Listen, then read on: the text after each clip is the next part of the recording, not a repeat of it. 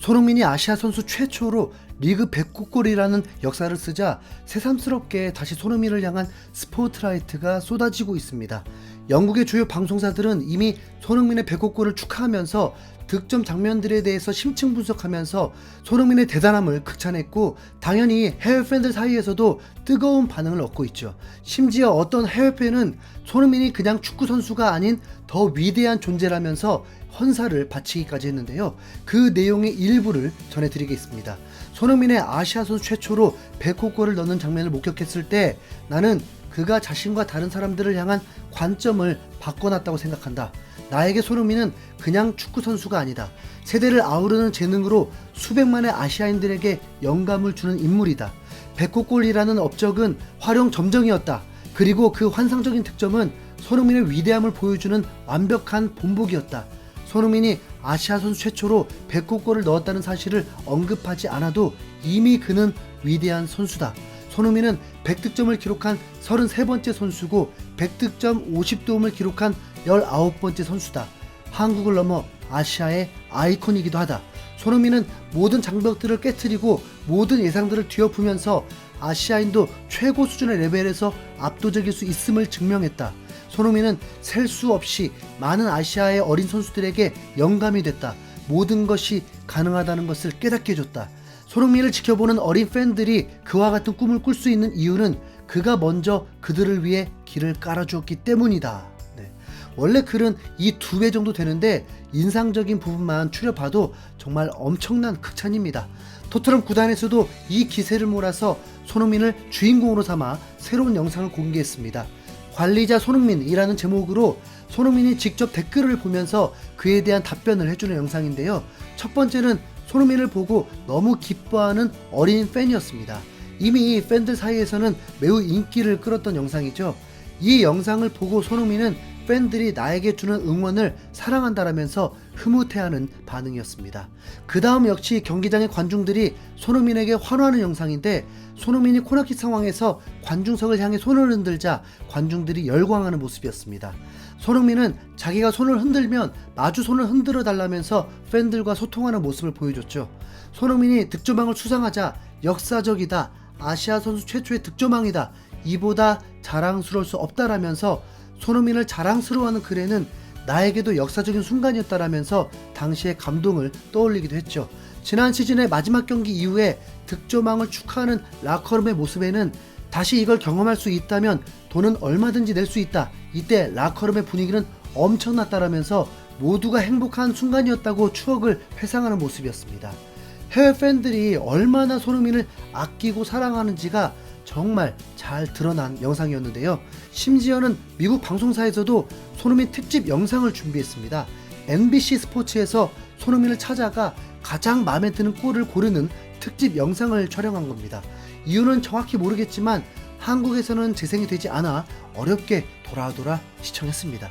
손흥민이 가장 좋아하는 득점이 과연 어떤 골인지 알려드리겠습니다.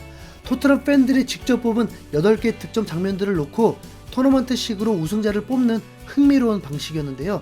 궁극의 한 골을 고른다는 매우 의미 있는 내용이었습니다. 첫 번째로 이뤄진 대전은 처음이라는 주제로 정해졌는데 2015년 9월 팰리스전에서 넣었던 손흥민의 프리미어리그 데뷔골과 2020년 9월 사우스햄튼전에서 처음으로 헤드트릭을 한 것도 모자라 포터트릭을 했던 골이 붙었습니다. 손흥민은 데뷔골 장면에 대해서 프리미어리그는 내가 항상 꿈꿔왔던 무대이고 화이트 하트레이는 내가 항상 지켜보던 경기장이었다. 데뷔골을 넣은 순간은 절대로 잊을 수 없을 것이다. 무엇보다 그 경기에서 이겼다는 점이 가장 중요하다라면서 주발이 아닌 왼발로 골키퍼의 가랑이를 노렸던 데뷔골에 대해 회상했습니다. 사우스햄튼전 포트트릭에 대해서는 아직도 그 경기에 사용했던 공을 가지고 있다. 리그에서 처음으로 기록한 헤트트릭이기도 했기에 엄청 흥분했었다. 아직도 침대에서 그 공을 끌어안고 감격이 차기도 한다. 한 경기에서 4골을 넣을 거라고는 전혀 기대하지 않았다라면서 아주 인상 깊은 경험이었다고 했죠. 처음이라는 주제로 붙은 2골 중에 손흥민의 선택은 데뷔골이었습니다. 손흥민이 데뷔골을 고른 이유는 2득점 사이에는 5년의 차이가 있는데 이 데뷔골이 없었더라면 5년 뒤에 포트트릭도 없었을 것이다 라면서 팰리스전에 데뷔골을 골랐습니다. 두 번째 대진의 주제는 라이벌 경기 득점이었습니다. 아스날과 첼시는 토트넘과 앙숙 관계를 형성하고 있는데요. 세 팀의 연고지가 모두 런던이고 서로 B클럽으로 꼽히고 있다 보니 라이벌 의식이 매우 격렬합니다. 그런 더비 경기에서의 득점이 두 번째 대진의 주제였습니다. 2020년 12월 아스날전 득점과 2018년 11월 첼시전 득점이 붙었는데 아스날전에서는 손흥민존에서 오른발 원더골을 터뜨렸었죠. 이번 백호골과 매우 닮아 있습니다. 궤적만 보면 백호골이 좀 더 구석으로 꽂히는 느낌이지만요. 손흥민은 이 득점에 대해서 내 생각에도 이 골은 엄청났다. 내가 이 골을 좋아하는 이유는 내가 좋아하는 위치에서의 슛이었기 때문이다라면서 이번 백호골 인터뷰에서와 비슷한 얘기를 했습니다. 손흥민 존에서 가마차기 걸리면 10중 8구는 득점이잖아요. 게다가 이 경기에서는 부모님에게 하트 세레모니까지 했었습니다. 첼시전에서는 돌파에 이은 왼발 슈팅으로 득점했었죠. 손흥민은 이 두 골 중에서는 아스날전 득점을 골랐습니다. 두 골 중에는 아스날전 득점을 고르겠다. 왜냐면 아스날이 토트넘의 최대의 라이벌이고 내가 많이 훈련했던 슈팅이기 때문이다라면서 손흥민전 득점을 선택했습니다. 세 번째 득점의 주제는 장거리에서의 득점이었습니다. 2018년 1월 웨스트햄전에서의 오른발 아웃사이드로 찬 슈팅과 2019년 1월 번리전 득점이었죠. 이름만 들어도 전율이 돋는 번리전 득점이 당연히 이겼습니다. 이건 번리전 득점이다. 이건 푸스카스상을 받은 골이다. 정말 특별했다. 아직도 이 장면을 돌려보곤 한다라면서 가장 빠른 선택을 했습니다. 마지막 네 번째 대진은 기록 파괴자라는 주제였는데요. 2022년 2월 리즈전에서 나온 케인과의 최다 합작골 장면과 같은 해 5월 노리치전에서 득점왕을 확정하던 장면이 붙었습니다. 손흥민은 케인과의 합작골에 대해서 우리가 같이 오래 뛴 건 맞지만 실제로도 많은 연습이 있었다.